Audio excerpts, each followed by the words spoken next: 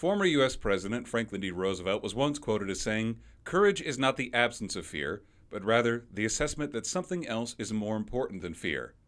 I, however, say courage is a cowardly dog living in the middle of nowhere, Kansas. For those of you that don't get the joke, I'm talking about one of my favorite shows of all time, Courage the Cowardly Dog. Courage the Cowardly Dog aired on Cartoon Network from 1999 to 2002 and featured the titular Courage protecting his owners, the elderly Muriel and Eustace, from all sorts of monsters like mummies and aliens and sea monsters and religious fish and capitalist hamsters. Suffice to say, the things Courage has to deal with are bananas.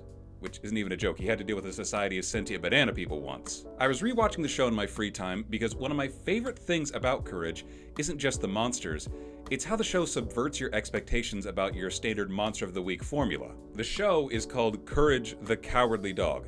If that alone doesn't tell you that the show is built on not making sense, I don't know what will. Courage is the antithesis of your typical Saturday morning cartoon hero.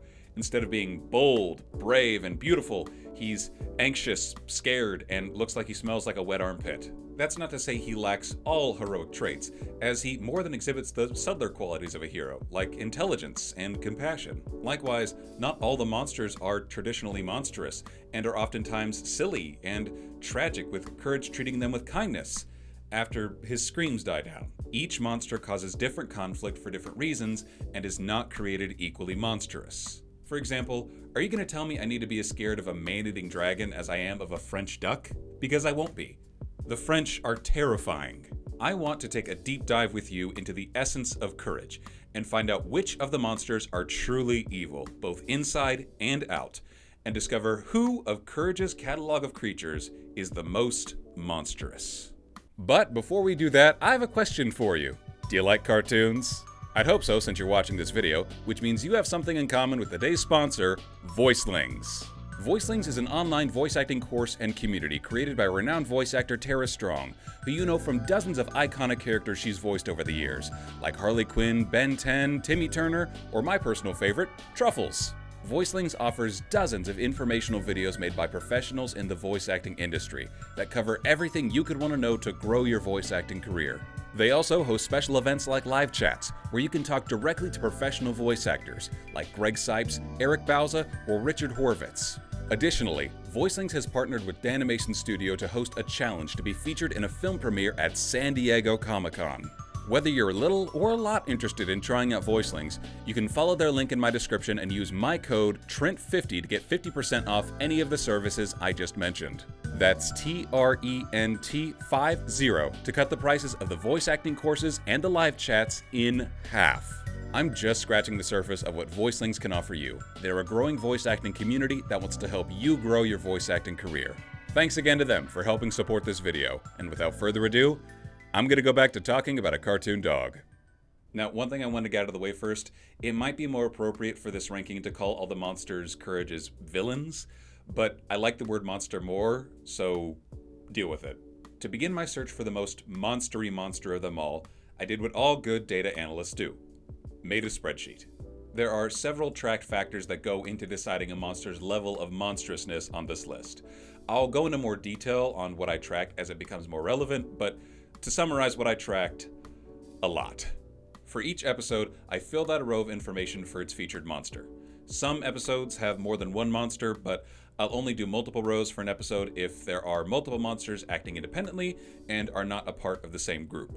And even though I am going to go over every monster of the whole series, there are some episodes I'm going to gloss over completely because they didn't feature a traditional monster.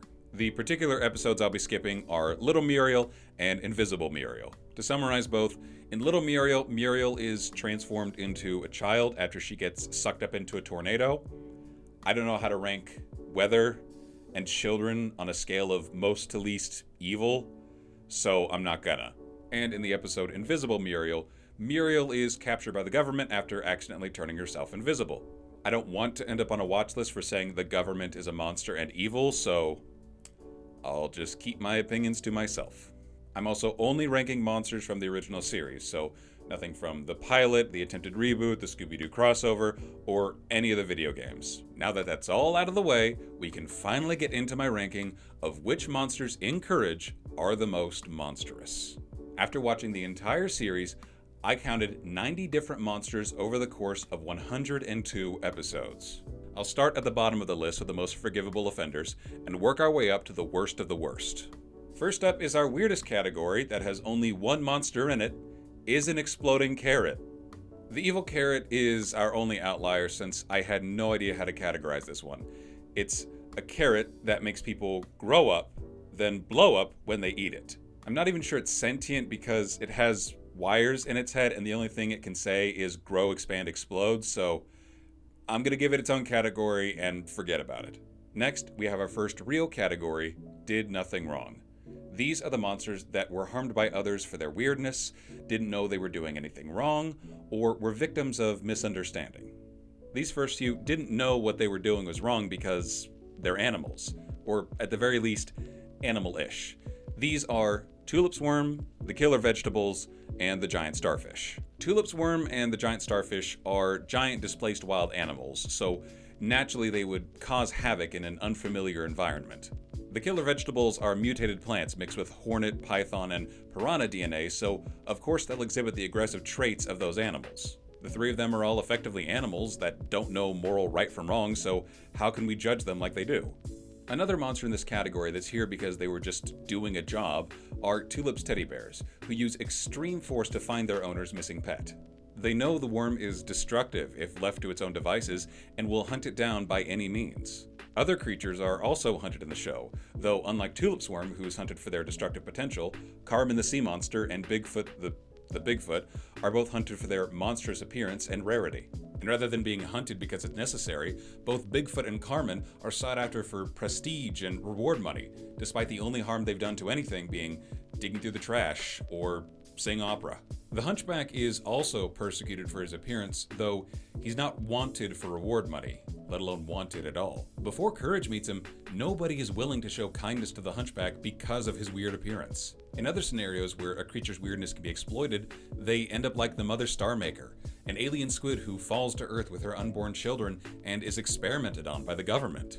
Or the Magic Tree of Nowhere, that's able to grant any wish it hears, albeit a bit too literally, that instead of utilizing its amazing gift of goodwill, Courage has to fend off a jealous Eustace from tearing down the tree. Lastly in this category are the victims of humorous misunderstanding, where someone like the roadside diner chef Jean Bon, whose wife makes human-like art out of hamburgers and also says things like, "We'd love to have you for dinner," makes Courage think that people are getting made into burgers and Courage is next on the menu. Half of the monsters in this category are either monsters acting on primal instinct or people doing a job that unintentionally clashes with Courage. For the rest, the conflicts in those episodes are all centered around what others do with the values seen in said monster. The creatures who have utility or allure that others can exploit are hunted and captured. If there's nothing to gain from exploiting the creature or the creature fights back, then they're shunned, attacked, or destroyed. These monsters are meant to teach a lesson that just because something looks like a monster doesn't mean it is. Now, let's go into our next category, misguided. These monsters are the forgivable ones that did do something bad, but they have the excuse that they were lost in life, thought they were doing something helpful or necessary, or were forced to because of parental obligation. Of the antagonists that did what they did because they were lost in life, there are two: the Shadow and Basil the Burglar. The Shadow is a sentient shadow that formerly belonged to a miserly old man, and Basil the Burglar is a burglar, with some kind of dementia that makes him think Courage's family is his own. The Shadow scares Courage, but eventually laments to him that he would rather be in show business than scare people. Meanwhile, Basil kidnaps Courage's family to make them go on his crime spree with him, until he says he would rather leave the criminal life and turn over a new leaf. Courage helps both of them by guiding them to their real purpose. The Shadow, instead of becoming a star of screen and stage, becomes the shadow of a real star in the night sky, and Basil evades the police to begin his new life as an eel massage therapist. Other monsters in this category cause their conflict by acting out of some twisted sense of moral justification that they believe whatever crazy thing they're doing helps more than it hurts. For example, the Ulcer is a once entertainer, now turned flesh monster who was so fed up with greed and show business, he turned himself and an entire cabaret into a giant stomach to dissolve greedy people. Likewise, Conway the Contaminist is a lifestyle guru that forces Courage's family to live in filth because he truly believes it's the secret to longevity. Both of them are so lost in their own demented ideologies of what they think will make the world better that they either can't or don't see that they're causing more harm than good. The computer, one of my favorite recurring characters, thinks he needs to prove himself and show Courage how much stronger he is due to him being a machine, so when he gets a chance to possess Muriel, he becomes a death-defying stuntman. He eventually comes to terms with his own mortality after a stunt goes wrong and Courage risks himself to save him. The computer does what he does partially out of what he feels to be a moral obligation as well, to teach Courage a lesson, but is more driven by his own ego than altruism. The precious, wonderful, adorable, lovable duckling for short, imprints on Eustace as soon as they hatch. They react immaturely and harshly towards anyone that irritates Eustace, and tries to get rid of Courage entirely through various Looney Tunes-esque methods. Their actions are excessive and uncalled for, but they're a newborn duck. They haven't had the time to grow and develop more emotionally mature responses to most situations than to overreact. Dr. Gerhardt unintentionally puts the family in danger after making them his new neighbors, and his sentient house attacks them out of jealousy. He didn't mean to put Courage and his family in peril, he just wanted to create a community he could feel supported in. On that note of feeling supported in your community, there is no community stronger than family, especially if you're an ancient Viking warrior goddess or an alien waterfowl. The Valkyries and the Duck Brothers both abduct Muriel, with the Valkyries thinking she's their lost sister, and the Duck Brothers using mind control to make Muriel save their lost brother from becoming someone's dinner. Both weigh the importance of family over everything, especially the Valkyries, who wage war on the trolls who they thought originally kidnapped their sister. Familial bonds can also affect the creatures of Courage in a negative way. The rest of the monsters in this category can be put under the umbrella of "my parents made me do it." They terrorize Courage in their own way because they all felt obligated to due to expectations put on them by their parents. Robot Randy wanted to carve wooden reindeer instead of being a colonizer, the Scarecrow didn't like being scary, the Beaver wanted to be a jazz player instead of a dam builder, the son of the chicken from outer space wanted to make his mom proud, and the Water Dragon didn't want to eat people. Courage helped them realize they don't need to live their life living up to somebody else's expectations and can be their own person, and each of them became better off for it.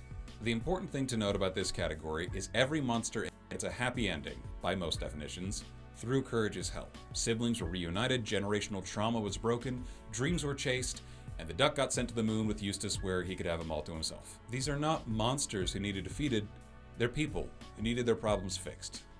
That wraps up this category, so let's go on to our next one. Bad thing, good reason. Also called the I don't agree, but I get it category. These are the monsters who put Courage's family in peril for a reason that you could justify, but more often than not could have been handled better. To start off this category, I'm going to do a subgrouping of monsters I've called the FAFO Squad. That stands for F around, find out. These are the monsters that made a clear statement not to do something, that something was did, and oh look, consequences! The members of this group, in order, are King Ramses, Shirley the Medium, and the Librarian.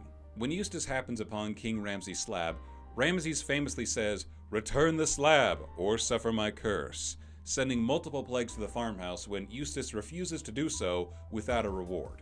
The plagues and curses made by Shirley are often created for pettier reasons, like when she makes a rain cloud to follow Eustace around everywhere until he learns to be nice. And because she's a medium, she's also sought after for her mystic expertise, like when Eustace makes her communicate with the spirit of his deceased brother to try to find out how to get his money. Her methods are extreme, but she knows how to teach you a lesson the hard way. The Librarian's curses are the easiest to avoid and the most straightforward. Just return your books on time, or else she will turn your loved ones into fairy tale creatures. Each of the FAFO Squad lays out very clear do's and don'ts if you want to avoid their wrath. Another creature that's an honorable mention to the FAFO Squad is the Spirit of the Harvest Moon. The Spirit of the Harvest Moon is a photorealistic floating head that tries to force the family off their land if Eustace can't prove he's a farmer by growing anything. He's more of a member of the Shafasfo Squad. Should have effed around, still found out. Keeping up the trend of talking about deific figures, Goose God and Storm Goddess both cause similar conflicts to one another when they fall in love with Muriel and Courage respectively. The Storm Goddess yearns to find her lost dog that Courage reminds her of, and Courage reunites the two of them, and the Goose God yearns to find a mate until he falls in love with Eustace's truck. Another character that acts out of lost love is the Swamp Monster. After mistaking her for his lost swamp woman, the Swamp Monster abducts Muriel and almost marries her until Courage brings the real swamp woman for him to marry, and the two of them live swampily ever after. It's not an uncommon theme for characters in Courage to fawn over Muriel because they have a loneliness inside them, like the raccoons who abduct her during a family camping trip just because they want someone to watch TV with. Others use Muriel as a tool to get what they most desire, like the Sandman, the mythical figure of sleep, that steals Muriel's ability to sleep for himself to cure his insomnia. That is, until Courage finds the Sandman's missing teddy bear, that was the key to the sleep that the Sandman had so desperately been craving. The Mona Lisa and the Thinker come to life and swap places with Muriel and Eustace so they can go on dates. The desire for happiness drives many of Courage's monsters to extreme action, but none are more extreme than Dr. Zalost. Dr. Zalost is a mad scientist, or a sad scientist, you could say, from one of the only two-parter episodes throughout the show's entire run. He attacks Nowhere with his invention, the unhappy cannonball, that turns those struck with it as depressed as Dr. Zalost himself. He is obsessed with making everyone else feel the pain of his loneliness because no matter what he tries, he can't get rid of it. I should probably put him in a later category, but I'm sympathetic to him. However, just because you're suffering from mental illness doesn't mean you can force everyone around you to suffer with you, especially not your adopted son/henchman Rat. Courage undepresses Zalost and everyone in Nowhere with the help of Muriel's Happy Plums, which turn out to actually be Zalost's favorite food. This episode continues the trend of Courage sympathizing with someone who's missing that final piece of something inside themselves that they need to be happy and feel whole again. It's also a reminder that the way to heal the pain we feel inside isn't to force that pain onto others, it's to find what you love and who you love, and let them heal you. Our next common monster motivator is self-preservation, those who did what they had to survive. The Snowman, or the Schnowman, as he calls himself, is one of the few repeat monsters in the series, but is also one of the antagonists with the most depth. His schemes of stealing Muriel and Eustace's anti-melting gene, or turning Courage's home into a frozen snowscape, are both attempts to keep himself from melting. He doesn't tend to relish in the pain he causes others, and if he does, he sees it as revenge for humans causing global warming and melting his friends. At the end of the day, Courage realizes the only thing he really needs is a place that's cold enough for him to live. So he does the only reasonable thing he could think of, and stitches the literal hole in the ozone layer back together. Buck the deer and Bobby Ganoush, the eggplant, are both hunted, or gardened, by Eustace and Muriel respectively, to become either a trophy or dinner. Both turn the tables on their would-be assailants, with Buck turning the hunter into the hunted, and Bobby, with the help of the other eggplants, capturing Muriel to turn her into a stew. Both ironic methods of survival with justifiable cause. Chief Wiki Wiki is the chief of a group of islanders that try to sacrifice Muriel to keep their volcano from destroying them all. We find out later there's more to the volcano than what meets the eye, so for now, I'll just say he's justified and move on. Captain Lazo and Jay are the last in the Did It to Survive subcategory. They are aliens that abduct the family to experiment on them in hopes of finding a cure for a deadly disease that's wiping out their entire race. They didn't mean to cause the initial harm to Eustace and Muriel when mutating them and infecting them with their disease, but when faced with a choice between that or total annihilation of your species, what choice do you have? The Mummy and the McPherson Phantom both come from the grave seeking revenge on Muriel and Eustace for the actions of their ancestors. The Mummy wants revenge because Eustace's ancestor blamed them for stealing cookies, and the Mummy became a mummy as a result. The McPherson Phantom, on the other hand, wants to break up Eustace and Muriel's marriage as revenge for Muriel's great-great-aunt feeding her to the Loch Ness Monster. I forget just how Scottish Muriel is sometimes. Courage helps satisfy the Mummy's thirst for revenge with roleplay therapy and hypnotism, and redirects the Phantom's vengeance to Eustace's mom after revealing it was actually her aunt and not Muriel's who did her in. Typical vengeance stories, both of which were well-deserved. The Sand Whale also wants revenge on Eustace's family, specifically his father, for stealing his accordion in a card game. He devours Eustace and Muriel until Courage gets the accordion back from Eustace's mother. Not as good of a reason for revenge, but a reason nonetheless. The Goats and the Monks are both guardians of ancient artifacts, with the monks guarding the Forbidden Hat of Gold, and the Goat protecting a once beautiful healing spring. Both have differing methods of how they safeguard their treasures. The monks threaten to squash Courage and company with a giant golem to save them from the vanity of the hat. Meanwhile, the goat headbutts people who get too close to the spring. Courage, deeming the hat not worth the hassle, abandons it and escapes the monks after tricking them with their own vanity. And instead of escaping the goat, Courage restores the healing spring to its former glory since it's the right thing to do, and unlike the hat, the spring can actually help people. The last two in this category are the oddballs of the bunch. The silhouette maker is an anguished artist who makes paper cutouts of people's silhouettes. He sucks the souls out of Muriel and Eustace to literally give life to his art, but puts them back in their bodies after Courage shows off how fun paper can be when you use it for more than just making outlines of people. No permanent harm, but eternal arts and crafts. Lastly, we have Kitty, who I almost didn't rank at all. She has an extreme hate for dogs, which I'll get more into later, and beats the brakes off of Courage anytime the two of them are alone. For now, all I'll say about Kitty is beating up Courage isn't justified in my mind, but I get why she does it. And with that, that's the end of the bad thing, good reason category. Each of them had a reason for doing what they did, whether it was love, retribution, vengeance, survival, or they had some hole inside them that they thought needed filled. With Courage's help, their conflicts were resolved, they were happy in the end, and their reasons were justified. Which is not something I can say about this next category, Jerk. These are the creatures that didn't have as sympathetic of a reason for doing what they did, if they had a reason at all, and have a general D-bag sort of vibe that makes you feel happy when their plans blow up in their face. D-Lung, or Dai-Lung, not sure of the correct pronunciation, is possibly the most frequently reoccurring character throughout the entire series outside of the main cast. In his appearances, he's either a generic background character, a drive-by jerk that shouts, "Watch where you going, you fool!" at Courage, or causing Courage problems directly with his inventions. He once turned Courage into a fly, and another time tried to replace Courage with a robot for no other reason than spite and to feed his own ego.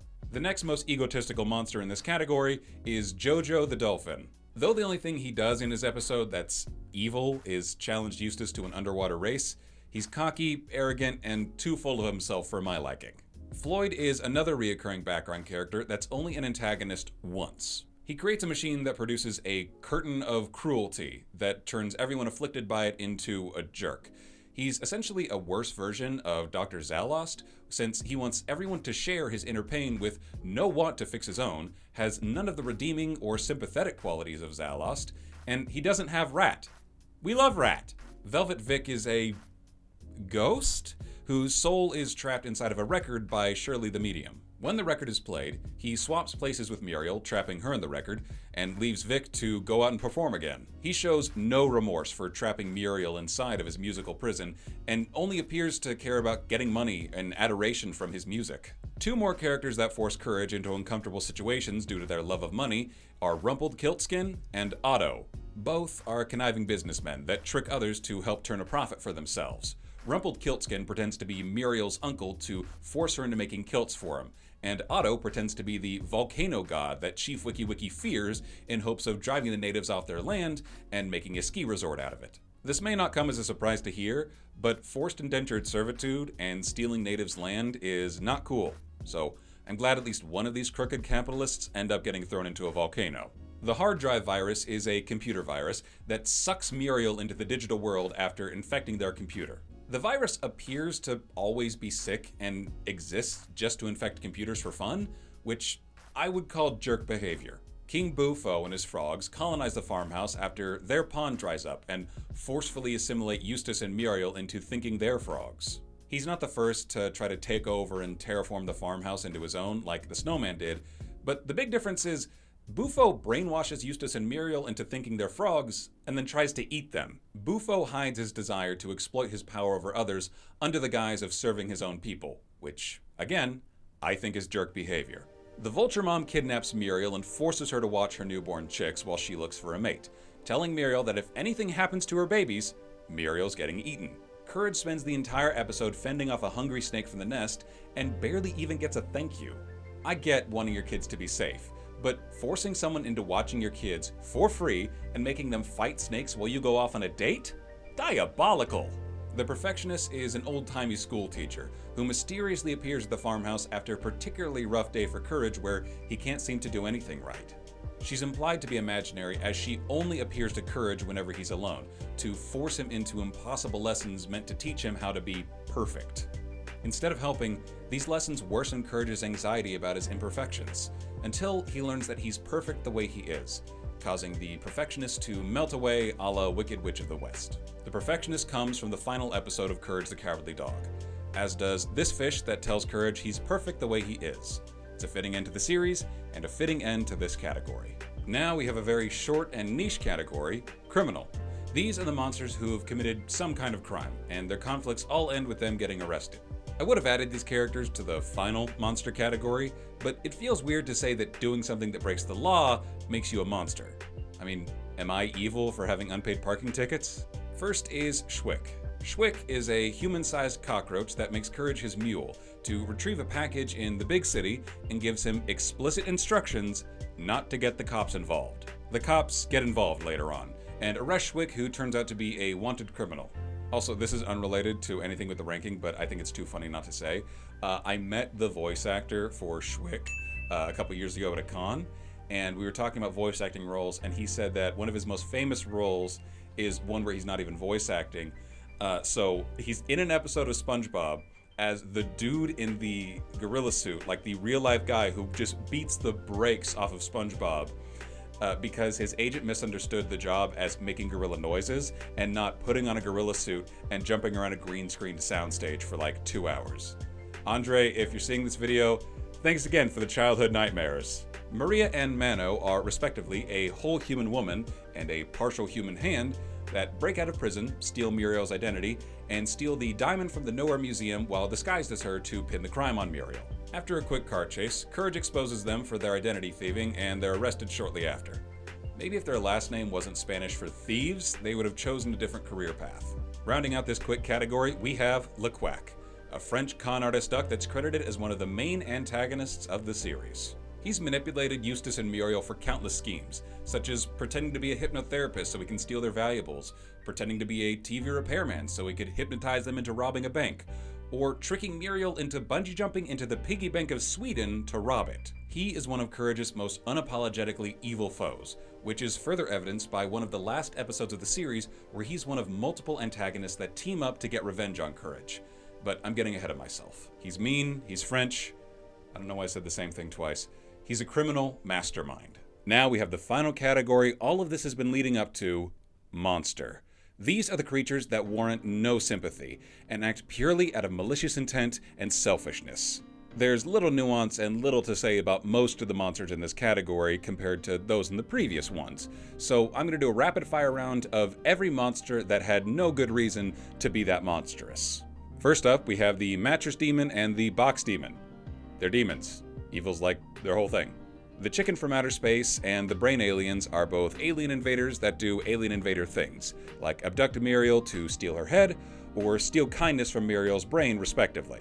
Mustafa al-Bacterius is also an alien that tries to prevent Courage from relighting the sun, all because he prefers the dark.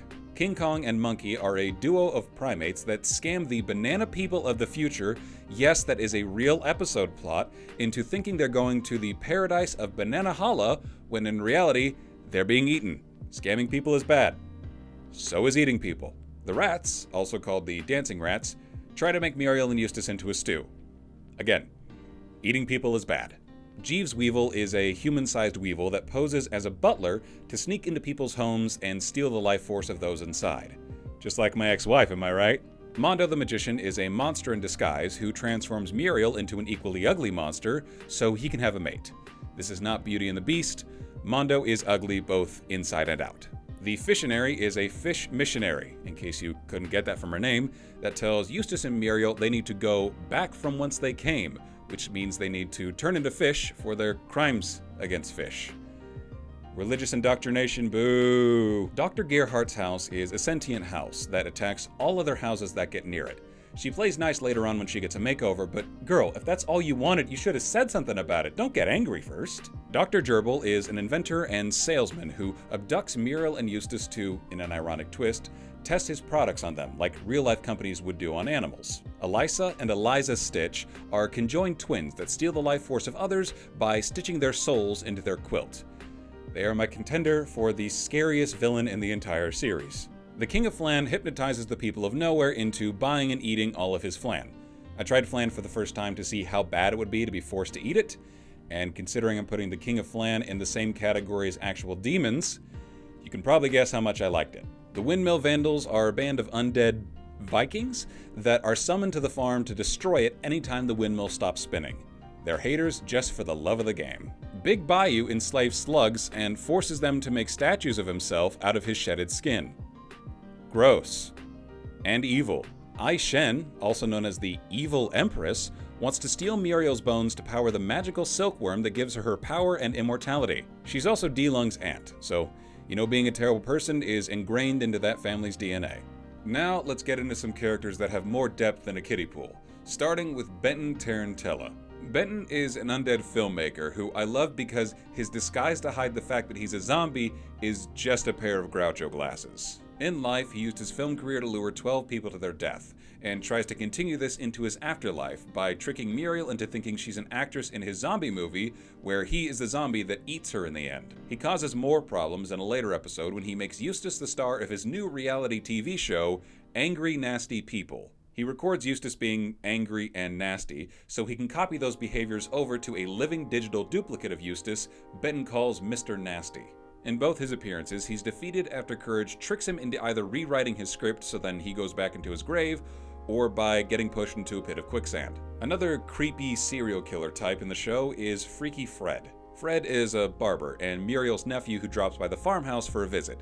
He's obsessed with cutting hair, and shaves Courage's whole body while the two are locked in the bathroom together. The whole time, he's reciting poems about all the previous victims he shaved, like his childhood hamster, a former girlfriend, and a random man with a long beard. Courage saves himself by calling the mental hospital Fred's escaped from, and Fred is taken away in a straitjacket and thrown back into a padded cell. Fred is so freaky because of how aware he is of his victim's unwillingness to be shaved, and the pleasure he gets from doing it anyways. His behavior mimics that of real-life serial killers, whose heinous actions usually start on smaller targets like animals before moving on to family members and any stranger unlucky enough to cross their path. The Great Fusili is a traveling puppeteer that lures Muriel and Eustace into joining his troupe as performers. Courage was also interested in joining the troupe, that is until he found out that all of Fusili's puppets are actually living performers, like Eustace and Muriel, that have been transformed by Fusili. Courage tricks Fusili with his own magic and transforms him into a puppet, but by then it's too late. What were once Courage's owners had already been turned into lifeless marionettes. This episode ends with Courage bringing the puppet versions of Eustace and Muriel into the farmhouse and controlling their strings, pretending like they're still alive. This ending sparked numerous theories and creepypastas across the internet about how the rest of the series from this point on has all been imagined adventures Courage takes his permanently puppeted family on, which I think is dumb. It's a children's cartoon. You don't need to overanalyze it for some deeper hidden meaning that doesn't exist, unless you're me. At the beginning of every episode, the news announcer introduces the audience to Courage by saying he was abandoned as a pup before he was found by Muriel. We find out towards the end of the series that the reason Courage was abandoned as a pup was because his parents were sent to space by what is technically the first antagonist of the series, the Cruel Veterinarian. His only goal is to send dogs to space and create space dogs by any means necessary. When Courage is taken to the same vet years after his parents were taken away from him, he tries to put Courage in the rocket to continue his experiments. Courage manages to outsmart the Cruel Veterinarian and traps him in his own rocket, sending him blasting off into space and unknowingly letting his parents have the last laugh on their former abductor. These last few monsters are very special because in the context of the show, they are the worst of the worst. One of the last episodes of the series, Ball of Revenge, pits Courage in a 1v6 dodgeball game against these next 5 monsters, plus Laquack. The first of the 5 is Cats, the felonious feline himself, and dare I say, the most iconic of all of Courage's antagonists. He was designed to be the antithesis of Courage, where Courage is cowardly, kind, and pathetic. Cats is always cool, cruel, and terrifying. Cats feeds people to spiders, he turns people into appliances and destroys them, he creates a jam monster to kidnap Muriel, and tries to blow up a nuclear submarine. Why?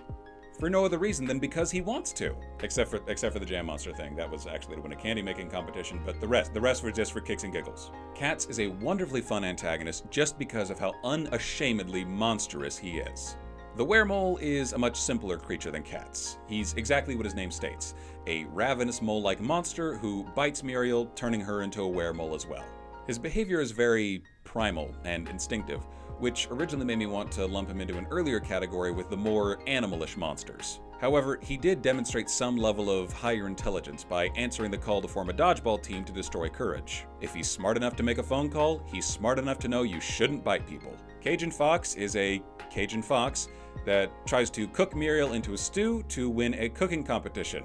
I don't know how many times I've said you shouldn't eat people, but by God, I will keep saying it. The clutching foot is a sentient foot fungus that talks like a mobster and commits crimes like one too. He takes over Eustace's body and forces Courage to do increasingly more dangerous dirty work for him until Courage finds the cure to get rid of the mycelium mafioso. I would have put him in the criminal category if he was ever charged for his crimes, but since he was never arrested, the next best thing is to call him a monster and move on. The Black Puddle Queen is a demon that seduces and lures men into her home within the Black Puddle and eats them. She just goes big old fish fangs and just chomps them. She's also either a shapeshifter or there's possibly more of her kind, as the episode she's in ends with a dog version of the Queen rising from a bathtub to lure Courage into her lair. Regardless of how many there are of her, she's a demon, she's evil, and a little bit hot. And that concludes our final category of who are the most monstrous monsters you would never want to run into in real life. But what if some of these monsters could be found in real life? What if the creatures I spent the last however long this video is weren't fictitious, and the harm they cause is something you could experience in your own life? I've left what I consider to be the top 3 worst of the worst monsters for the very end.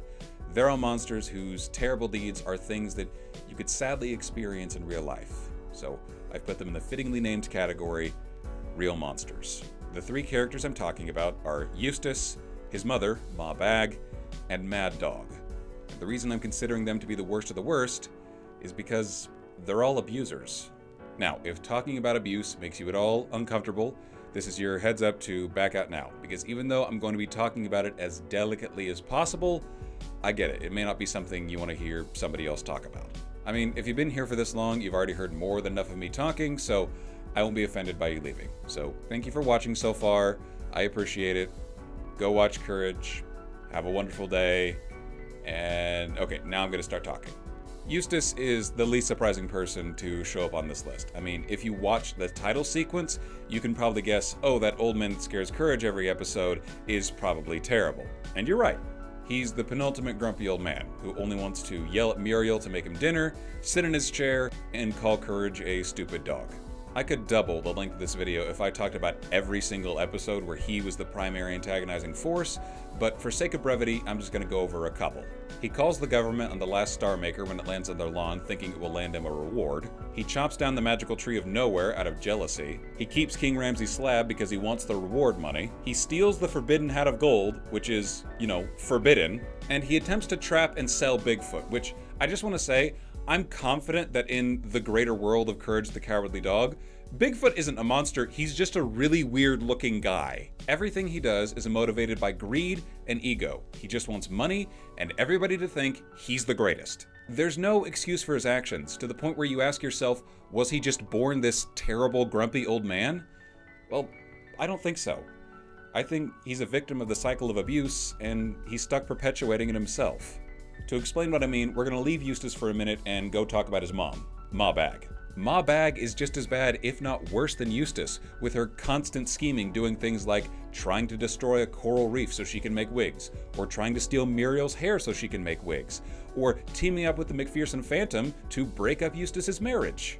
And here are just a few examples of her abusive tendencies towards Eustace from her debut episode, Mother's Day. Hi, Ma! Hello, Courage. Good to see you. Eustace, you stupid boy. I'm sorry, Ma.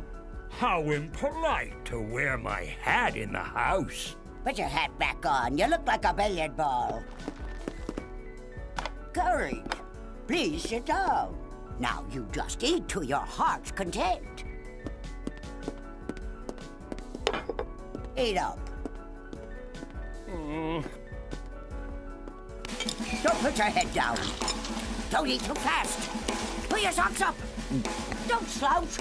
Sit up. Why can't you be more civilized? Like Courage. No. Abusive tendencies are often learned behavior, and Ma Bag is likely the only parent Eustace could have picked up these tendencies from. As we learn in the Sand Whale episode, his father, Ickit Bag, has been dead for some time. We also learn in that same episode that Eustace's father, Ickit, looks near exactly like Eustace. So could the reason Ma Bag abuses him so much be because there's unresolved trauma between her and Ickit that she's taking out on Eustace? Regardless of whatever the reasoning is for Ma Bag to be treating Eustace the way she has, that's still learned behavior that Eustace perpetuates to this day, taking out his abusive tendencies on Muriel and Courage. Additionally, Eustace definitely has some sort of inferiority complex regarding his deceased brother Horst, who is a treasure hunter, an explorer, a big game hunter, and a billionaire. All things that Eustace is not. You sure I can't come deer hunting with you, Horse? Just this once? Of course you can't, because you're not man enough to handle Big Bob. See you later, useless. I ain't useless. I'm Eustace.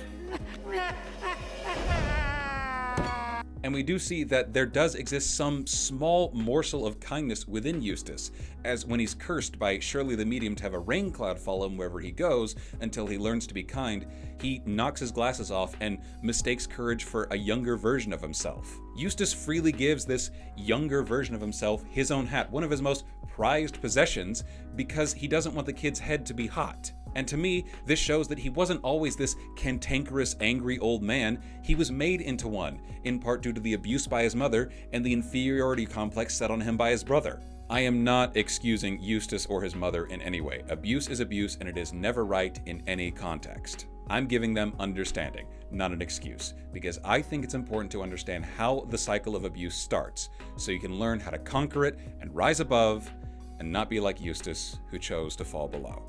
Hey there, it's Editing Trent from the future. It's like regular Trent from the video, but I have the gift of hindsight and the curse of a worse green screen, bad lighting, and a slight sinus infection. After talking to a therapist friend of mine, I realized I should have used a different phrase than chose to fall below when referring to Eustace. Many people don't want to fall into these tendencies, so to make it sound like a binary choice is not the best way to phrase it. The tendencies I'm talking about are learned behaviors and trauma responses that come about by being affected by the cycle of abuse. When these tendencies pop up, we can make a conscious choice on how to act on those actions. That's why we have therapists to help us improve our mental health and help us create strategies on how to react to these tendencies. Eustace could have done this and sought mental health help on his own, but realistically speaking, if it took a ghost attacking him for him to seek marriage counseling, he is never going to see a therapist on his own. Anyways, that's all I have to add as Editing Trent. Back to the video. Lastly, we're left with Mad Dog. Mad Dog is the abusive boyfriend to Kitty's best friend, Bunny. Kitty, in case you forgot, is the mask, and Mad Dog is the reason she mistrusts and hates all dogs, Courage included. He keeps Bunny locked in his apartment 24/7, not letting her communicate with anybody from the outside world except for him. He shows traits of narcissism, acting like his rundown apartment is some palace he lets Bunny live in because he saved her from the streets. He threatens violence against Bunny, saying he's going to bury her alive if he so much as smells Kitty anywhere near them. And when Bunny starts crying, he immediately turns to comfort her, saying, "Oh, you're my girl," like he didn't cause the emotional distress. Isolation, manipulation, and threats of physical violence are literally textbook traits of an abusive relationship. The only silver lining with anything relating to Mad Dog himself is his abusive traits are so textbook, it's incredibly easy for children to be able to identify them, so then hopefully they can avoid them in real life. Thankfully, Courage saves Bunny and gets her to safety on a train with Kitty, headed far, far away where the two of them can start a new life together. It's a happy ending that's only made happier by the fact that Mad Dog gets hit by a train. Anyways, that's it. That concludes my way too long and way too in-depth ranking of every single one of Courage's monsters. If you want to see the stats about it, I'll move so I can put my pie chart right here.